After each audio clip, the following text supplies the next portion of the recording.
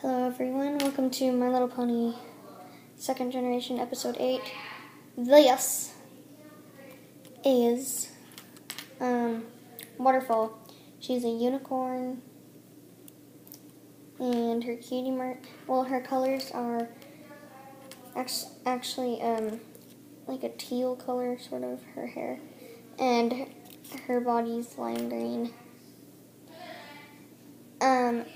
And her cutie mark is like a vine with a waterfall. So that's why it looks like her tail's coming out of her cutie mark, but it's not. Eyes blue.